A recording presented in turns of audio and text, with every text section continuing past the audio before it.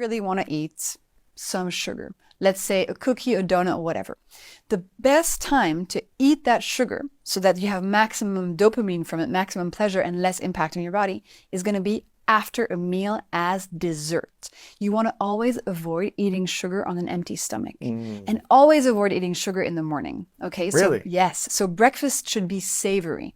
Okay. In the morning, nothing sweet. Really? Except, yeah. Oh, man, those pastries though with the chocolate inside and just, I know. the donut in the morning. Keep them for dessert after lunch. Because if you have them in the morning, then what's happening in your body? As you digest that sugar and those carbs, they turn into glucose molecules. And these arrive into your bloodstream really quickly and cause what's called a glucose spike. So a blood sugar spike.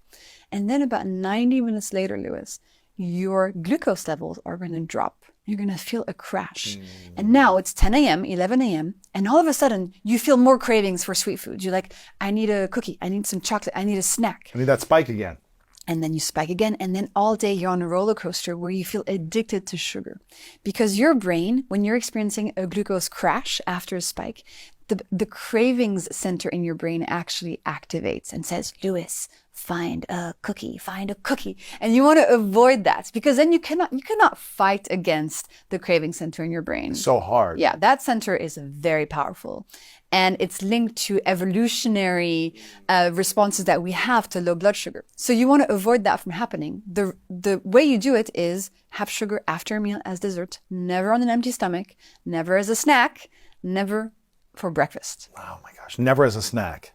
If you can. So you eat something first before you have the sugar. Exactly. Or if you really need the snack, the sugar snack, what you do is another hack that I call put clothing on your carbs. So what does that mean? So first of all, carbs. Carbs are two types of foods. Starches, so that's bread, pasta, rice, potatoes, oats, or sugars. Anything that tastes sweet from a banana to chocolate cake. Those are carbs, okay? When you eat them on their own, for example, a slice of cake on its own, or a bowl of pasta on its own, well, carbs break down to glucose molecules. So those naked carbs, very quickly, they end up as lots of glucose in your bloodstream, therefore a glucose spike. What you want to do instead is put some clothing on your carbs.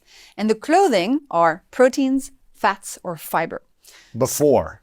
Or with them. You can have them before or with them. So for example, you could have a bite of cake, but then have something else. Yes, you could fat within that. Yeah, you could have like some Greek yogurt with the chocolate cake, or with the bowl of pasta, add some chicken or some cheese or some spinach, right? Put clothing on your carbs. Don't eat it naked. Exactly. Never eat your carbs naked so that they don't cause as big of a glucose spike. Because when you put clothing on those carbs, digestion happens more slowly. So you're still eating the carb that you love with less impact on your glucose levels. And this is just one of many different hacks that I have that help us eat the stuff we love with fewer consequences on our physical and mental health. That's powerful.